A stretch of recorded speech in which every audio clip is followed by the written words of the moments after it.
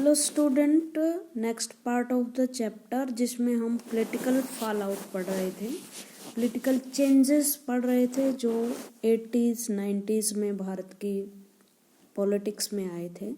और इसमें एक पहलू था, एक टेंडेंसी जो थी वो इंडियन पॉलिटिक्स में, वो थी SC BC OBC जो क्लासेस थी उनका उत्थान होना, राइज होना और उनके पॉलिटिकल इश्यूज को प्रेफरेंस मिलना इन इंडियन पॉलिटिक्स।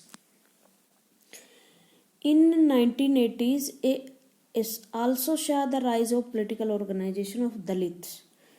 देखो, ये बात नहीं है कि 80s में ही दलित संस्थाओं का उदय हुआ, इससे पहले स्वतंत्रता संग्राम में भी साथ साथ ये चीज़ें चल रही थी कि बहुत सारे लीडर जैसे अम्बेडकर, ज्योतिबा फुले, दक्षिण के बहुत सारे वी रामास्वामी नायकर, बहुत सारे लीडर जो है दलितों के उत्थान में लगे हुए थे, लेकिन वो समाज सुधारक की तरफ थे, पॉलिटिक्स की तरफ तक वो सुधार नहीं थे।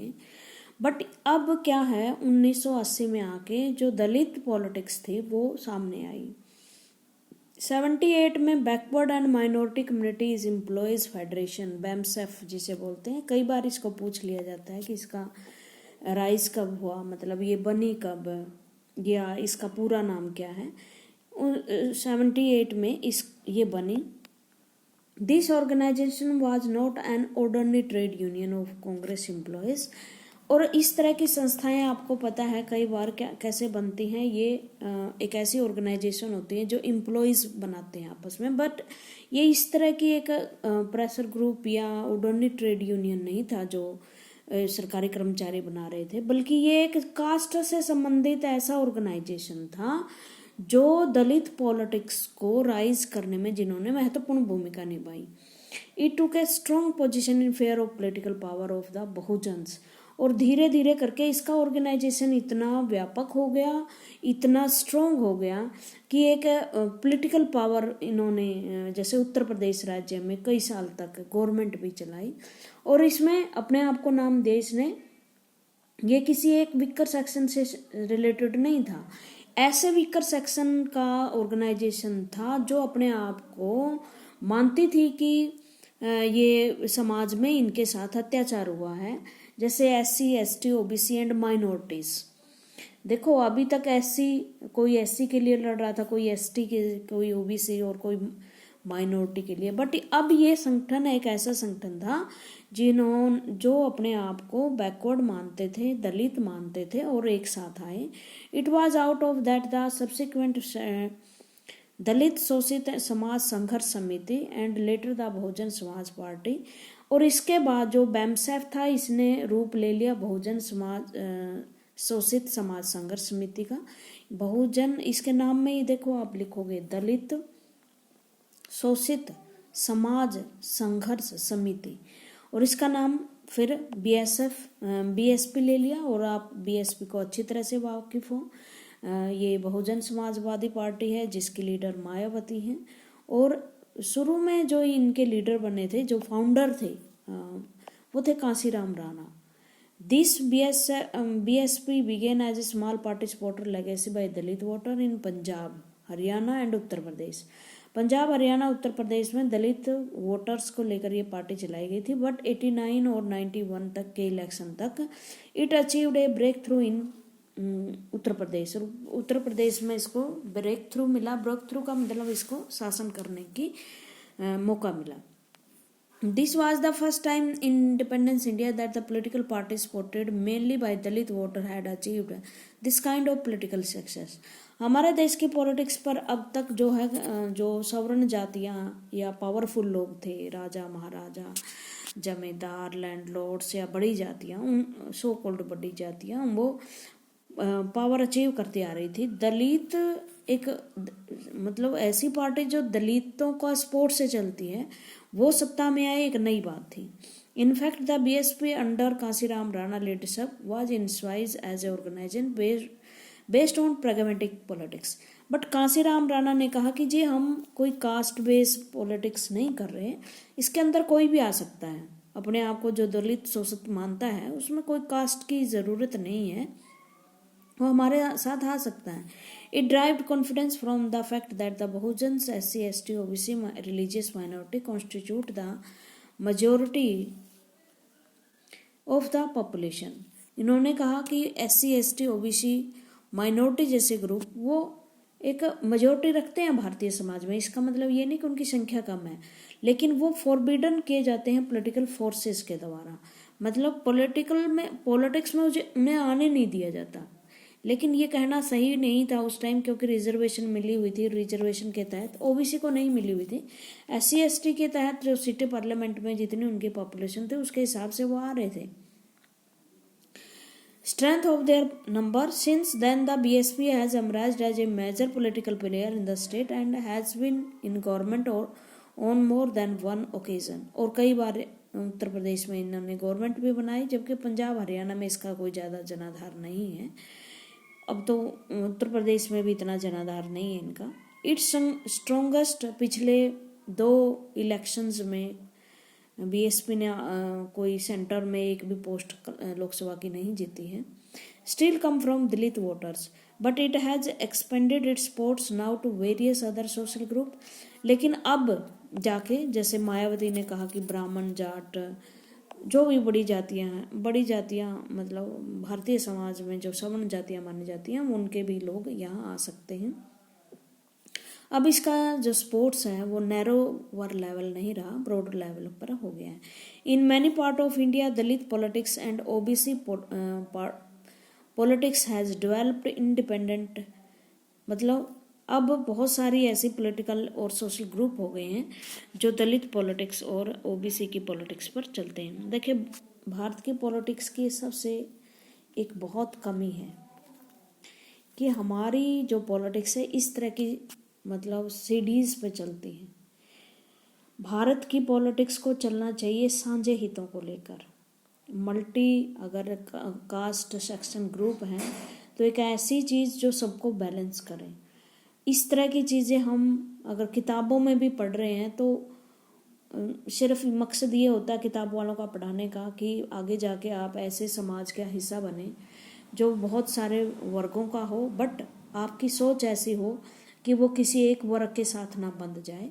एक भारत के नागरिक के रूप में आपकी सोच ब्रॉड होनी चाहिए, आपके अंदर सब सेक्शन के प्रति रिस्पेक्ट होनी चाहिए। बट कुछ कटु सत्य हैं कि हमारी जो राजनीति है वो लोगों को एक साझे हित सूत्र में बांधने में सफल नहीं हुई है। हमें ये चीज़ें तो मतलब पढ़नी नहीं चाहिए थी बुक में कि हम कास्ट के आधार पर बटे हुए हैं ये वो।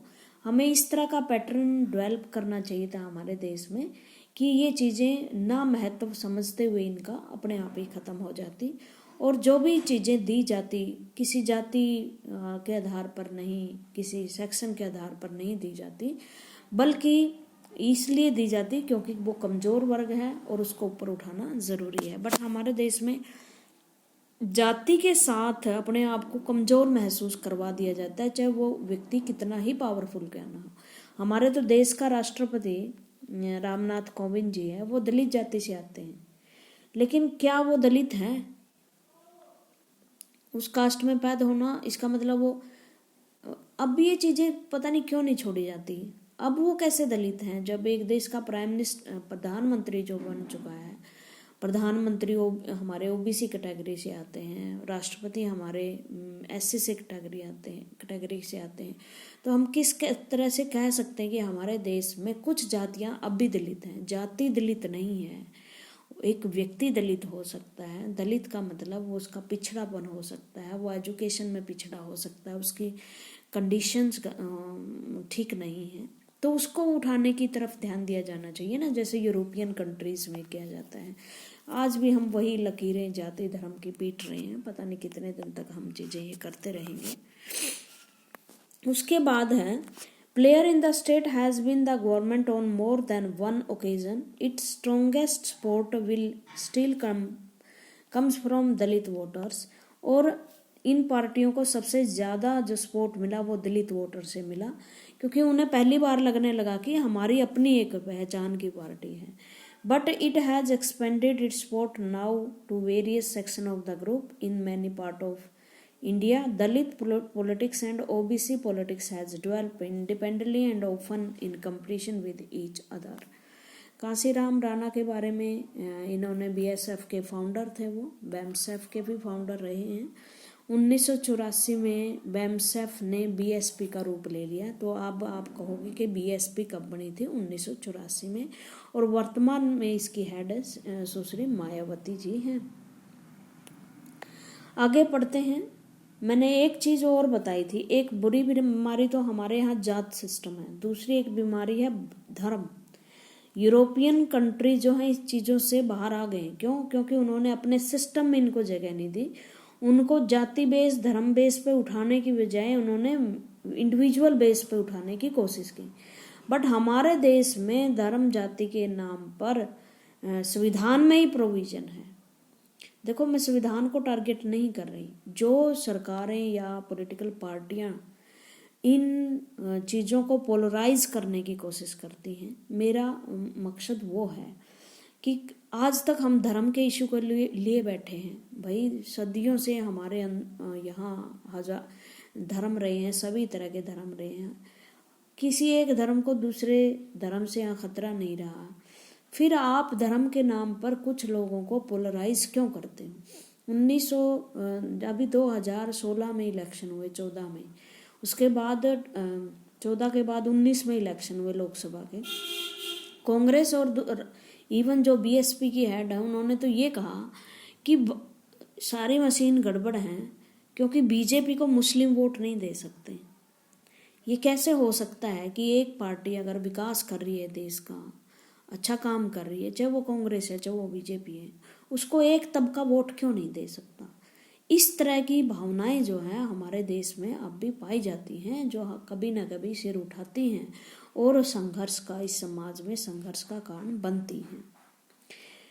चलो पढ़ते हैं, ये टेंडेंसी क्या है? Communalism, secularism and democracy. देखो, मैंने सेकुलरिज्म आपको 11वीं में पढ़ाया था। सेकुलरिज्म के 3-4 मीनिंग होते हैं। सबसे पहले सेकुलरिज्म को समझने के लिए, ये सेकुलरिज्म जो मैं पढ़ा रही हूँ ये यूरोपियन सेकुलरिज्म है जो हम पे थोपा गया। वैसे हमारी संस्कृति ऐसी ही है ही नहीं। हमारी संस्कृति है वासुदेव कुटुंबकम की मतलब सब भाई हैं। और सब भाई का मतलब चाहे वो किसी जाति है, किसी धर्म से है, मतलब वो बाद में पैदा हुई चीज है। पहले कुटुंबकम पैदा होती है, वसुदेव वसुंधरा मतलब धरती पैदा होती है, बाद में वो चीजें पैदा होती हैं, वो कोई मायने नहीं रखती। भारत में है सभी धर्मों का सम्मान किया जाता था। और धर्म की भारत की एक ही परिभाषा होती थी। धर्म की एक परिभाषा होती है सत्य, कि सच क्या है वही धर्म है। एक धर्म की परिभाषा होती है ड्यूटी, जो आपका कर्तव्य है वो करते रहें, वो आपका धर्म है। ये दोनों भारत की टेंडेंसी रही थी। लेकिन हमारे देश में आए अंग्रेज, उन्होंने कहा कि भारत जो है वो भिन्न भिन्न धर्मों में जुड़ा लगा हुआ है और सेकुलरिज्म की भाषा होनी चाहिए। सेकुलरिज्म का मतलब कोई किसी के धर्म के मामले में हस्तक्षेप ना करें, सब अलग अलग रहें। भाई, हम तो हस्तक्षेप क्या, हम धर्म के जो बाहरी रूप है उसको मानते ही नहीं थे। हम तो वो धर्म का मतलब जो स्वरूप है कि ये तिलक लगाता है, ये मंदिर में मस्जिद में जाता है, उसके आधार पर डिफरेंस, वो हम मानते ही नहीं थे। हम धर्म का स्वरूप था हमारे यहाँ सत्य का, ईमानदारी का, ड्यूटी का। बट वो चीज़ें हमारी ख़त्म हो गई और हमने कॉन्स्टिट्यूशन में सेकुलरिज्म, जो यूरोपियन कॉन्सेप्ट था सेकुलरिज्म का, कि कोई किसी के मामले में हस्तक्षेप ना करें, उसको धर्म मान लिया। सबसे गलत बात यही हुई कि हमने उस धर्म को, वो धर्म का वो स्वरूप अडोप्ट कर लिया यूरोपियन कंट्रीज से, जो हमारा है ही नहीं। हमने यहाँ अपने आप पे धर्म का वो स्वरूप थोप लिया और उसके कारण बहुत सारी प्रॉब्लम्स भी होती रहती हैं फिर। ठीक है, this other long term development during this period was rise of politics based on religious identity leading to the debate about secularism and democracy. और दूसरा ट्रेंड था सेकुलरिज्म का। और सेकुलरिज्म हमारे यहाँ 1976 में इंदिरा गांधी के द्वारा जोड़ा गया था शब्द। वैसे भारत के संविधान में ये शब्द नहीं था, बाद में जोड़ा गया था। We noted in the chapter 6 that the aftermath of the emergency the Bharatiya Jansangh has emerged into Janata party. Janata party का उदय जो है जनसंघ से हुआ था। जनसंघ की स्थापना 1951 में श्यामा प्रसाद मुखर्जी द्वारा की गई थी। ये लोग वो लोग थे भाई जो हिंदुत्व के एजेंडे पर चलते थे, मतलब पुरानी जो संस्कृति थी भारत का उसका उत्थान करना चाहते थे। बहुत अच्छी बात थी कि भारत की पुरानी संस्कृति का ये उत्थान करना चाहते थे, बट इन्होंने हिंदुत्व का रूप दे दिया इसको, मतलब एक धर्म में की लाइन में बांध दिया उस चीज को।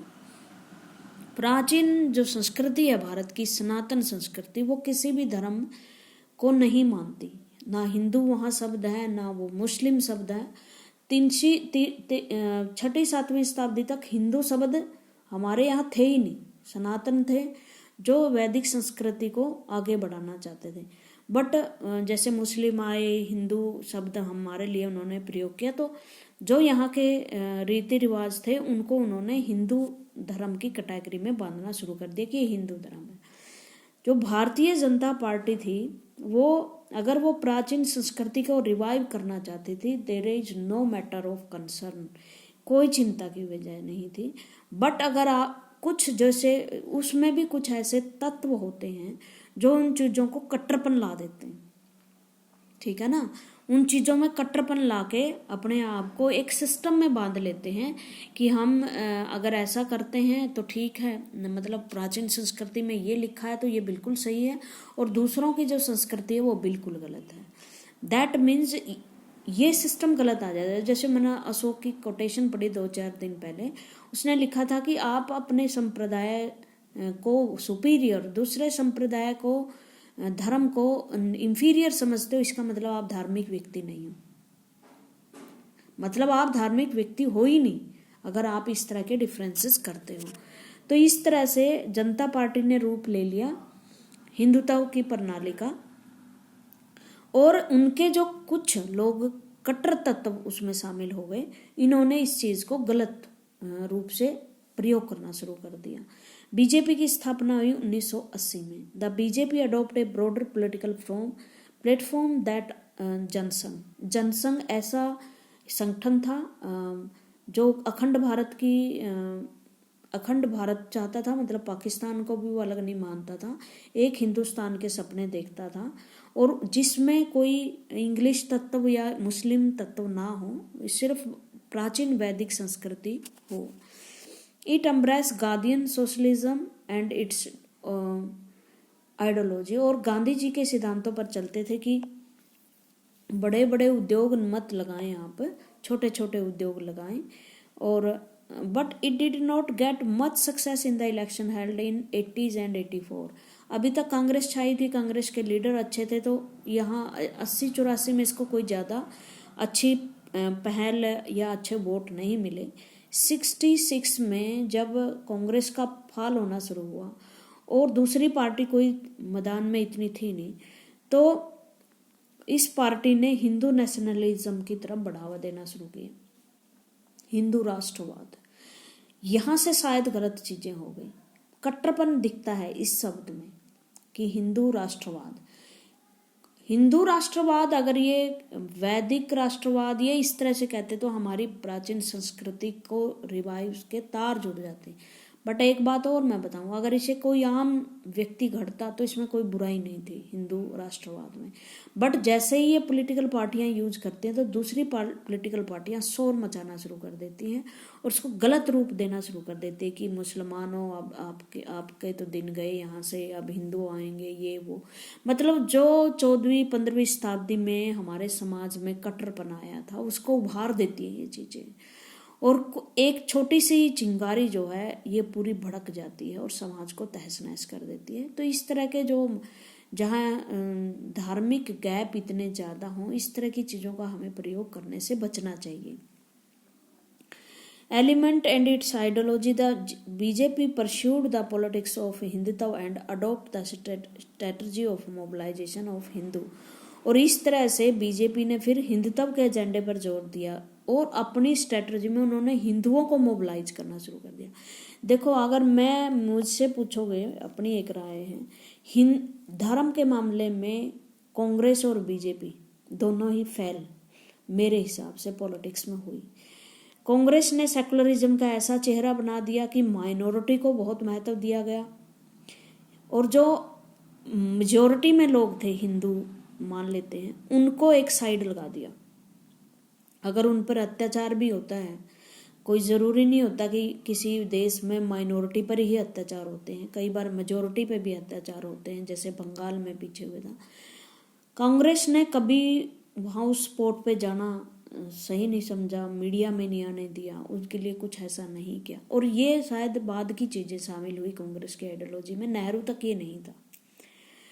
बीजेपी दूसरी तरफ जो हिंदुत्व का एजेंडा उसको बढ़ा रही है। तो इस तरह से एक ऐसा देश जहां आप इतनी बड़ी जिम्मेदारी लेकर एक अरब लोगों की को लेकर शासन चला रहे हैं, और जिसमें बहुत सारे धर्म हैं, इस तरह की पॉलिसी अपनाना खतरनाक है। और इसलिए 75 सालों के बाद भी वो चीज़ें जो मिट जानी चाहिए थी समाज के घाव से, जैसे पार्टीशन के दौरान हमारे यहाँ, वो अभी तक वो खाइयाँ भरी नहीं, क्योंकि इन पॉलिटिकल पार्टियों ने अपने वोट बैंक के लिए भरने नहीं दिया। और भारत की जनता सेंसिटिव है, ऐसे मामलों में वो सही या गलत नहीं देखती। और पीछे भी जैसे ये कोविड-19 की भी जैसे एक दो घटनाएं ऐसे हुई, तबलीगी जैसी घटनाएं, उसमें पूरा का पूरा एक समाज इन्वॉल्व हो गया और ब्लास्ट की स्थिति पैदा हो गई। इस तरह की चीज़ों से अगर आप एक बड़ी जिम्मेदारी लेते हो किसी देश की डेमोक्रेसी की, शासन चलाने की, तो ये चीज़ें शोभा नहीं देती, शोभा नहीं देती। ये तो मोरालिटी की बात है, वो खतरनाक साबित होती है। उसके बाद आगे बढ़ते हैं। Hindutva literally means Hinduness and was defined by its originator VD. Savarkar. VD. Savarkar आपको जानते हो, जो हिंदू महासभा से रिलेटेड थे। वी.डी. सावरकर ने हिंदूनेस शब्द को गढ़ा था, और as the basis of Indian his language और हिंदू नेशनहुड, एक ऐसा समाज जो हिंदू विचारधारा पे रिलेटेड हो। It basically means that the member of the Indian nation everyone must not only accept India as their fatherland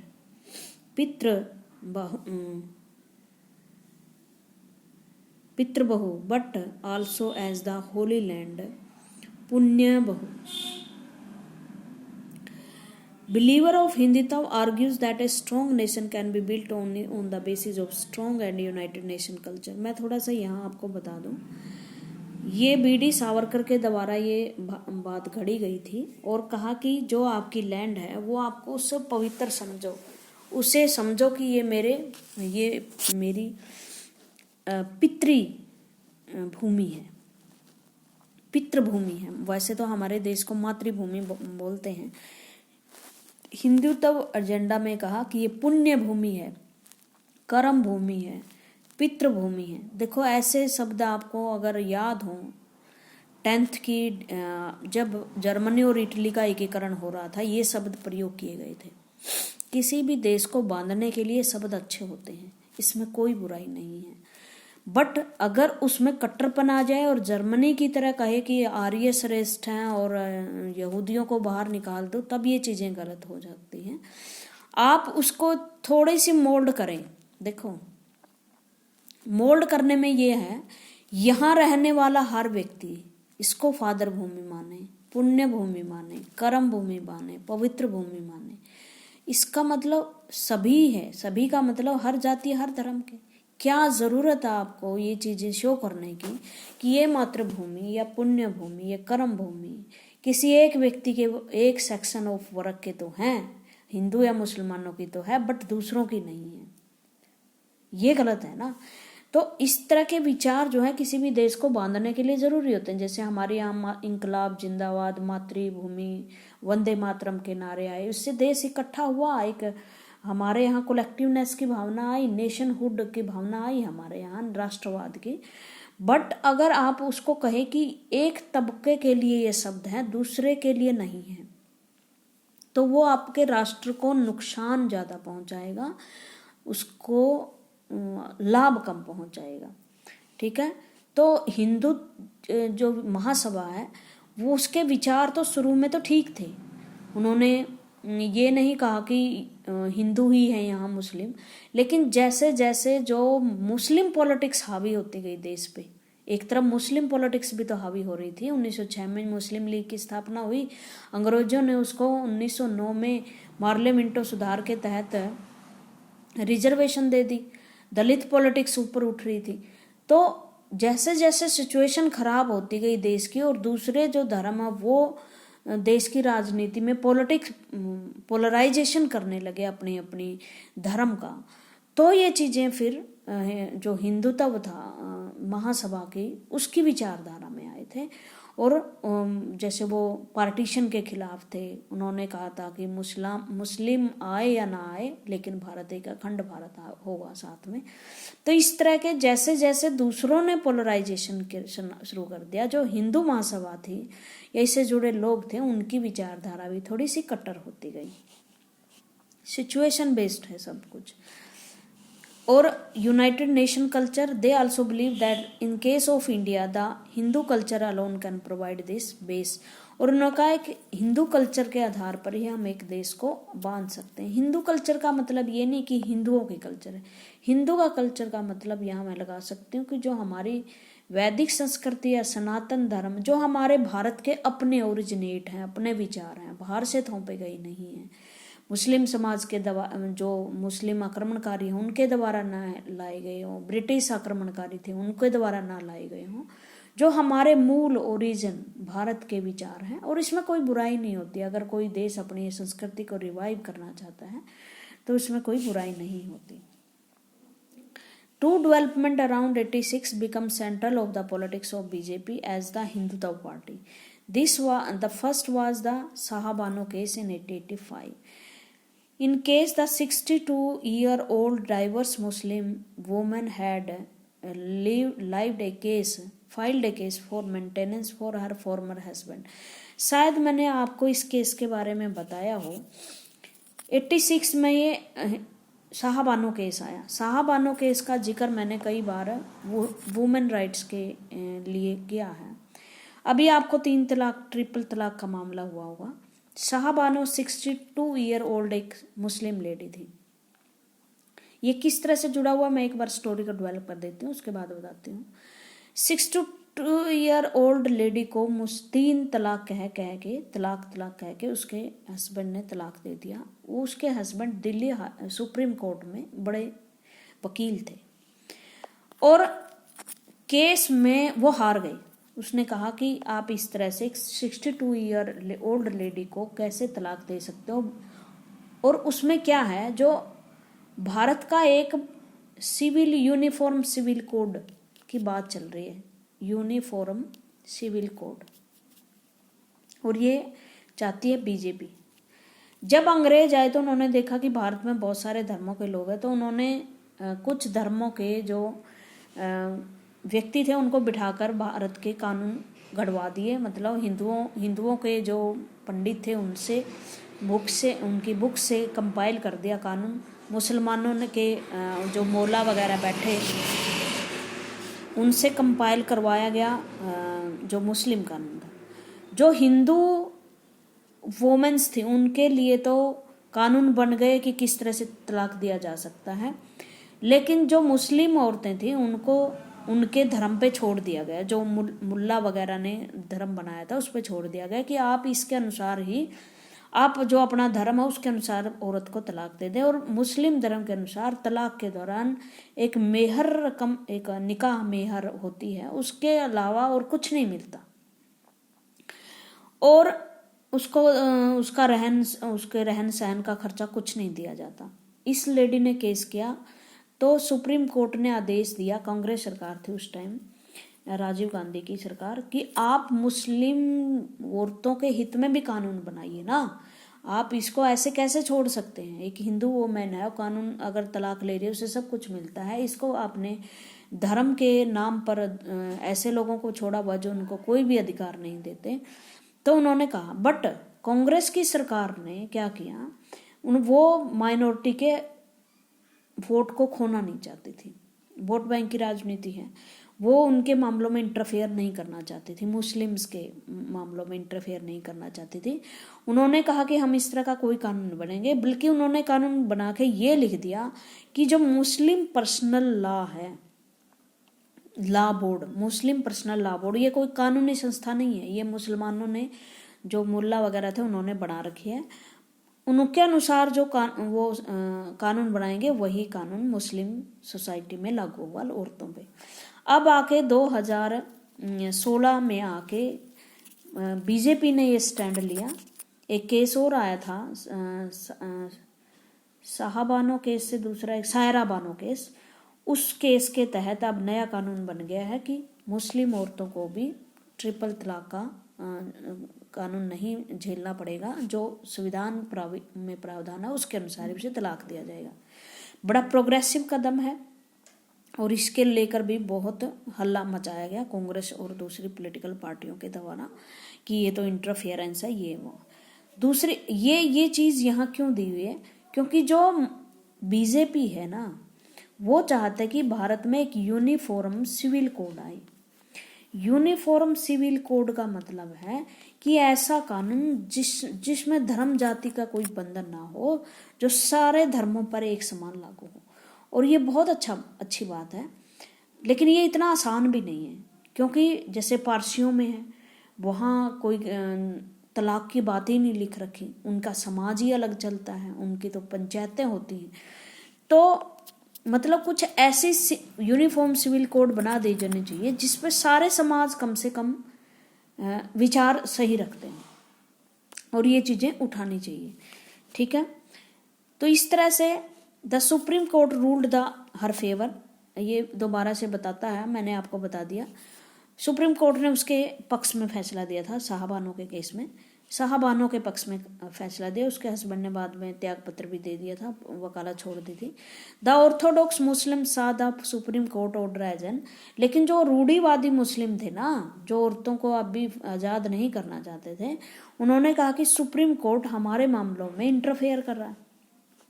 okay, तो the supreme Court orders as an interference Muslim personal law. भाई अगर आप भारत के नागरिक हो तो उसमें धर्म जात का क्या है? हमारे देश में कॉन्स्टिट्यूशन का शासन है, किसी धर्म का शासन नहीं है। हम एक सेकुलर कंट्री हैं।